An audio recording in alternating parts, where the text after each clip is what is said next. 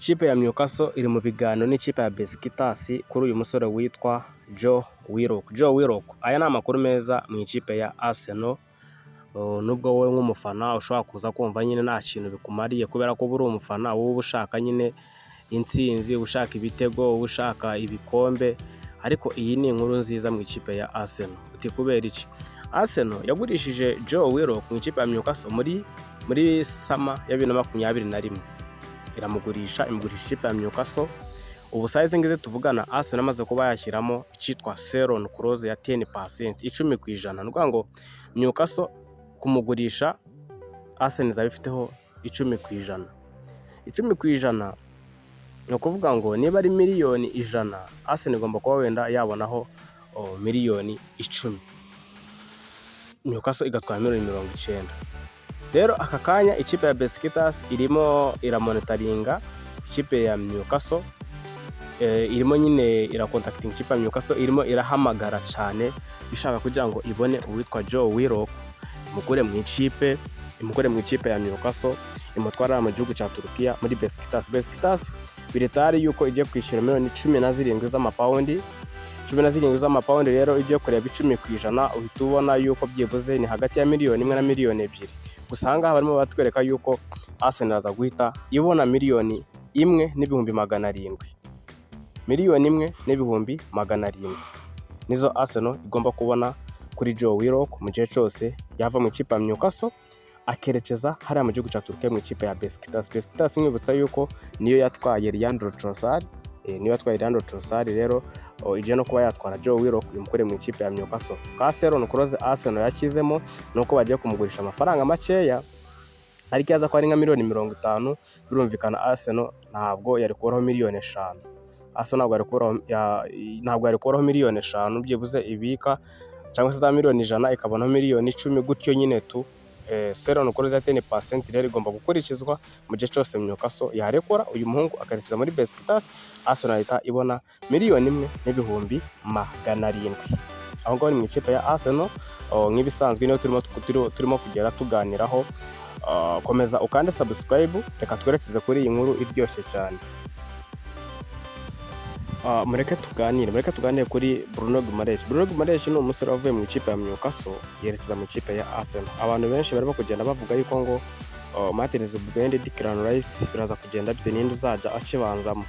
Nagiraga ngo mbwire yuko shampiyona mu gutangira ntekereza ko Declan Rice ntabwo azatangirana na shampiyona. Azaba hari yego, ariko ntabwo azatangirana na shampiyona. Abantu benshi bemeza yuko uwitwa Declan Rice ndetse na Bruno Guimaraes ngo izaba mediane nziza yaba yarabayeho mu mateka y'ikipe ya Arsenal. Uwitwa Paul Scholes yavuze yuko ngo Bruno Guimaraes ni umukinnyi ugiye kuzana ikintu kitari gisanzwe gihari mu ikipe ya Arsenal, ikintu Arsenal ya Messi cyangwa se ikintu yakumbuye saison ishize, cyo kuba wenda uwo mukinnyi yakinira aho gukina ibisubira inyuma agakina ibyegera imbere. Ni ukuvuga ngo ni wa mukinnyi uzajya ukina ariko agamije gukina asatira. Ukaba uri umukinnyi ukina hagati mu kibuga ariko imbaraga nyinshi ukazishyira nyine mu gukina ujya imbere aho gukina usubira inyuma. Ibyo ngibyo bakabinenga kuri Zubimendi wakinaga asubiza imipira inyuma. Bivugwa yuko rero Declan Rice ndetse na Martin Zubimendi bombi ni aba pivot. Iyo bari kumwe rero mu kibuga umeze nkaho ufite aba double pivot babiri. Kuba ufite nyine abakinnyi bakina hagati mu kibuga bombi bameze nkaho bakina nimero 6. Nubwo Declan Rice we acishamo agakina nk'umunani, agakina box to box, ariko rimwe na rimwe akagenda agaruka inyuma. Bivuze yuko gusubira inyuma kwe byaterwaga n'uwitwa Martin Zubimendi, kubera ko niba Zubimendi asubiza umupira inyuma bivuze yuko habakenewe wa mukinnyi noneho uzajya akakira imipira.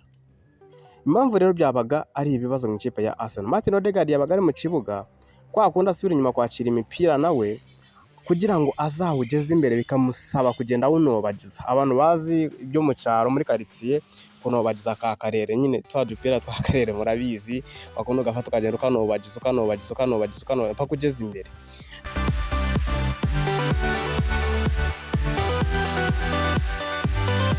Biriya ntabwo bizongera mu ikipe ya Arsenal kuko Martin Odegaard gufata umupira akava inyuma agashaka kugira ngo ntabwo nyine afite ya long passes, za passe ndende kwa kundi umukinnyi aba ari imbere yawe bigasaba yuko kugira ngo umuhe umupira bigusaba kubanza kumugeraho. Ni nayo mpamvu ubona Martin Odegaard akinisha uruhande rumwe rwa Bukayo Saka, kuko ntabwo ajya agera imipira miremire ngo ari hagati mu kibuga ahita arekura umupira muremure kwa Gabriel Martinelli ku ruhande rw'ibumoso, ariko Bruno Guimaraes ibintu byose arabikora, Declan Rice arabikora, ahubwo Martin Zubimendi na Martin Odegaard nibo bakinnyi wenda bija bigora. Zubimendi we ni umukinnyi wenda we arabikora, Zubimendi ntabwo ari wa musore ufite umupira ngo musabe kugira ngo amanza aza kugereho, oya, aho gusangisha ahari kandi yawutereye hariya ahagaze. Ni ngo niba ahagaze ahantu wenda nko mu mutima wa defense, Zubimendi afite ubushobozi bwo kuba yaguha umupira uri imbere kuri nimero 7 akawutera imbere,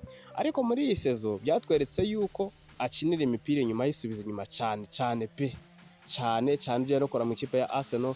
Abantu benshi bafata ku mipira ni abadefenseri, kwa kundi uvuga uti umukinnyi afashe ku mipira myinshi ni abadefenseri. Niyo mpamvu nubwo dukritika Victor Gyökeres, ariko nawe ntabwo ari we, ntabwo ikipe yakinira inyuma ngo mbwire ngo iyo kipe ngo umuhataka azabona imipira. Bura ukuntu imipira iba myinshi imbere y'izamu, ni nako nyine hazamo akantu ko kuvuga ngo umuhataka arahari, imipira ukuntu icyaracyari imbere y'izamu byanga byakunda ntabwo umuhataka yabura igitego. Rero tuvuga ngo baza kumuha imipira, none se ubundi bo bamuha imipira badafite. Arsenal yakiniraga inyuma, Arsenal none yatsindaga igitego ikagenda ikaryama mu izamu igatega agatuza bagahondagura bakavutura bikarangira none akagozi gacitse bakayishyura. Murabyibuka za Nottingham Forest, muribuka za Wolverhampton Wanderers, muribuka ba equipe nka za FC Bournemouth, muribuka za ikipe zose zagendaga zishyura Arsenal, za equipe za Burnley ikagenda kwishyura igitego ku munota wa nyuma. Ama equipe yagendaga yishyura Arsenal, za Aston Villa, basanga nyine wari watsinze ufite igitego kimwe cyangwa bibiri ugiye kudefanda. Iyo udefanze aya ma equipe yo mu gihugu cy'Ubwongereza arakwataka kakahaho, nubwo yaba ari ikipe ya nyuma irakwataka. Hari aho twageraga tukabona ikipe ya nyuma itangiye kwataka ikipe ya Arsenal biteye ubwoba, kuvuga uti iyi match iraza kurangira. None se bafana ba Arsenal nubwo mwatwaye igikombe, muyobowe yuko match yajyaga kurangira nyine none nk'abantu bari ku rubuga kuri WhatsApp kuri ku Muhuro Sports, ariko WhatsApp group y'abafana ba Arsenal bo barabizi, bajyaga bavuga ati match yarangiye umutima utakiri mu nda. Ibyo bintu rero Mikel Arteta ntabwo ari byo ashaka muri iyi season. Ahanini bishinja n'imitoreze, ugasanga wenda yari afite uyu mugabo witwa, niyo mpamvu wa Saliba bagize imvune nyinshi. Ntabwo biriya bintu wabikina ngo sezirangira, ahubwo Gabriel arakomeye. Ntabwo biriya bintu wabikina bakwataka buri kanya bagushyiraho pressure buri kanya, ukora amaduels, ukora ibiki ngo ugire gute ureke gukora amakosa. No kuri Paris Saint-Germain final ni gutyo byagenze, birangira umusore Christian Mosquera akoze ikosa rya penalty. Arsenal ni ya kipe iyo yagutsinze irakomeza kakwataka gutsinda ibindi bitego, niko tuyizi. Naho iyi sezo yatwariyemo igikombe yahinduye uburyo bw'imikinire, ikina umukino ushingiye ku kudefanda kurusha uko yakina umukino ushingiye kwataka izamu.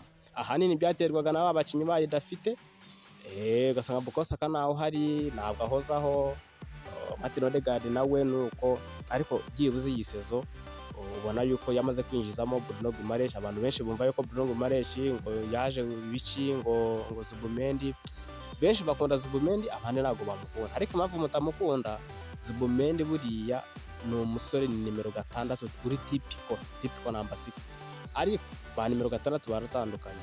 Hariho aba physical babandi nyine aba nimero 6 bari physical cyangwa se bari physique, babandi nyine bakoresha ibibaraga byinshi. Haro n'abandi bakoresha ubwonko.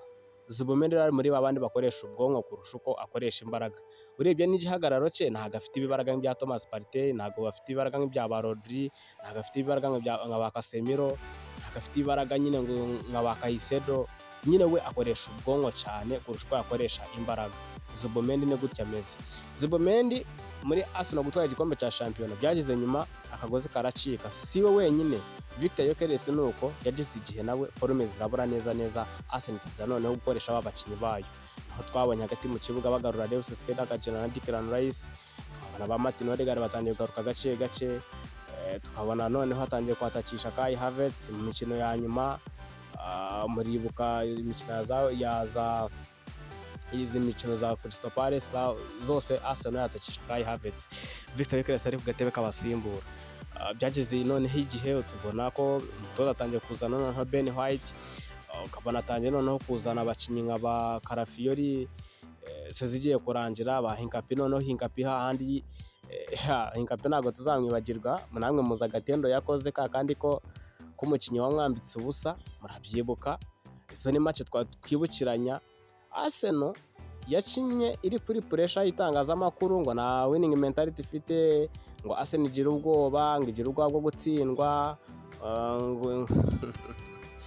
nyine biza gutyo nyine bayikritika byinshi, ariko birangiye igikombe gitwaye. Ko haragitwaye rero ubu ngubu iratuje, ni nayo mpamvu irimo gukora isoko ry'abakinnyi ituje.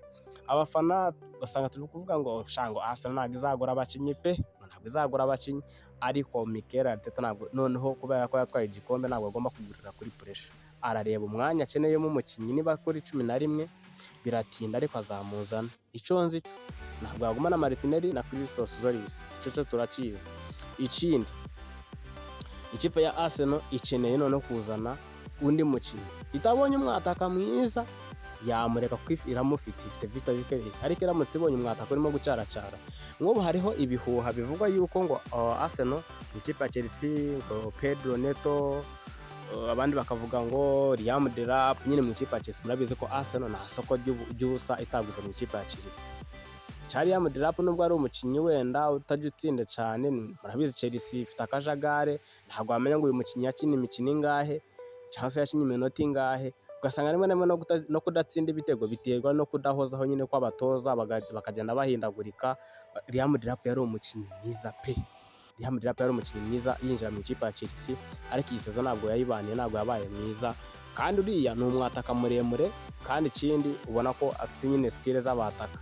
Rero bikavuga yuko ngo ibihuha bihari ngo Arsenal yamuzana, none we agakurira ku ruhande rwa Victor Gyokeres, akavuga ati mu gihe Victor Gyokeres akeneye kuruhutswa, wakwinjizamo Liam Delap kurusha uko yagenda ikazana abakinnyi bagize gute, bakanganye cyane bo kuza bakangiza dressing room. Nk'ubu twabonaga transfer ya Victor Osimhen, ariko abenshi bakumva yuko ngo afite imyitwarire itari myiza, ngo bigoranye mu ikipe ya Arsenal. Aramutse ageze mu ikipe ya Arsenal yahita atuza akaba umukinnyi nyine nk'abandi. Ariko Arsenal yo ikeneye kuzana umwataka, nubwo yaba ameze nka Edward Nketiah, apfa kuba ari umwataka ufite karite z'abataka. None bakavuga bati none ni umwataka ukiri mutoya. Victor Gyokeres arimo aragenda igana mu myaka 29-30, nta wamenya, ushobora kugira gutya ejo twaba twamujyamo amafaranga, kuko ntekereza ko iyi sezo niyo noneho tugomba guprova yuko Victor Gyokeres azahira ikipe ya Arsenal akayitsinda ibitego 25 cyangwa se 30 muri sezo. Iyi niyo sezo noneho guprova, kuko iriya hajemo critique nyinshi, hazamo kuba yaratandukanye n'umuryango kubera kuza muri Arsenal, hazamo kuba yarashwanye na Sporting Lisbon, hazamo ibintu byinshi bijyanye n'umukritika. Ariko se n'umukritika Victor Gyokeres, Alexander Isak waguzwe $160 z'amayero, we tumuvugeho iki? Ako nako ugomba kukandika ahantu, we tumuvugeho iki Alexander Isak w'ikipe ya Liverpool. So ugomba kuba wabimenya, ukamenya yuko uyu ni umwataka wakinye mu ikipe ya Arsenal, ariko ari ikipe yakinaga ibidefanda kurusha uko yakinaga ibyataka. Iyo ikipe ya Arsenal ikina ibyataka, muzarebe usanga Martinelli atabura ibitego 8, kuko Saka ntabwo yabura ibitego 10, Odegaard ntabwo yabura ibitego 8. Ari igihe sezo yageze usanga kuva mu izamu usibye David Raya, usanga byibuze buri mukinnyi ari hejuru y'ibitego 5. Buri mukinnyi ari hejuru y'ibitego 5. Bibaze Saliba kuba afite ibitego 5, Gabriel ibitego 7, Timber ibitego 7, ugasanga Ben White afite ibitego 5, ugasanga Calafiori afite ibitego 4, ugasanga none hagati mu kibuga Declan Rice afite ibitego 8. Ikipe ugasanga byibuze irasaranganya ibitego. Ariko iyi sezo ntabwo ariko byagenda, Arsenal akinaga idefanda kurusha uko yakinaga yataka. Niyo mpamvu avuga ngo Victor Gyokeres iyi sezo azaba mwiza, bizabatunga, kuko tuzajya tuvuga ngo umukinnyi ngo Arsenal ishaka uyu mwataka, turebe uhari we bimeze bite, birimo gupfira he, byagenda bite kugira ngo abe mwiza. Ntabwo Arsenal kuba Victor Gyokeres atarabaye mwiza muri iyi sezo ntabwo wamurenganya. Ibitego yatsinze 16 muri sezo mu marushanwa yose, ntabwo wamurenganya. Ikindi, critique ziba ari nyinshi, kumwangiza mu mutwe kuko n'abantu bazakakuvugiramo, bagatuma ukora ibidakorwa. Uzarebe iyo abantu barimo kugenda bakunenga ibintu byinshi bituma nyine ibintu byawe bitagenda neza. Ikindi ukavuga uti byibuze ni umusore Arsenal niramuka noneho ikinye umupira wataka kurusha uko yakina umupira udefanda. Kudefanda ntago yabyibagirwa, ariko byibuze abakinnyi bari hagati mu kibuga mu gihe bafite umupira ni Bruno Guimaraes, Declan Rice, bombi bafite inshingano zo kuba bakina umupira wataka, kuko Declan Rice arabikina, Bruno Guimaraes arabikina. Umutabikina ni Martin Zubimendi, we ntabwo ajya abikina cyane, wakinira hafi ya defense, ntabwo akina nyine hagati mu kibuga. Rero Arsenal izaba ari ikipe byibuze uvuga uti Odegaard mu gihe atazamutse cyangwa se nanazamuka azamukire rimwe na Bruno Guimaraes cyangwa se azamukire rimwe na Declan Rice, ubwo Bruno Guimaraes na Declan Rice bazajya bumvikana usigara ninde uzamuka ninde, bazajya babyumvikanaho bombi uko ari babiri. Niyo mpamvu uvuga ngo iyi sezo Martinelli ashobora kuzaba mwiza, kuko ntabwo bizajya bimusaba noneho gusubira inyuma cyane kujya gushaka imipira, ntabwo bizajya bimusaba gusubira inyuma cyane.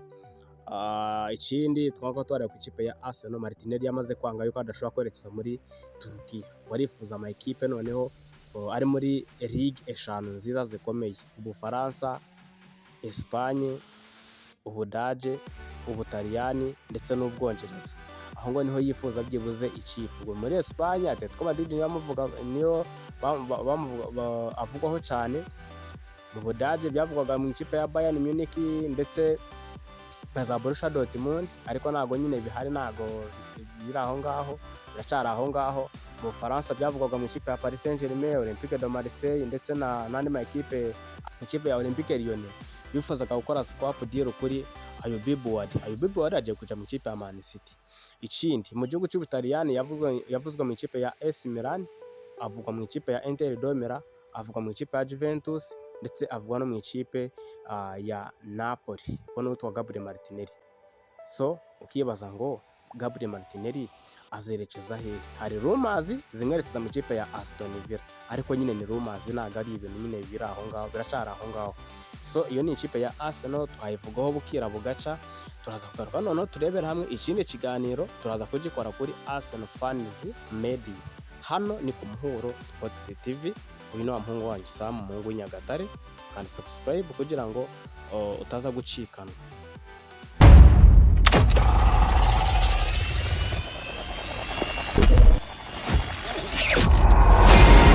Kugaragara neza ni kwamamaza neza. Muri Otka dukora design zikurura abakiriya, bifasha ubucuruzi bwawe gukora byihuse, kinyamwuga kandi byizewe.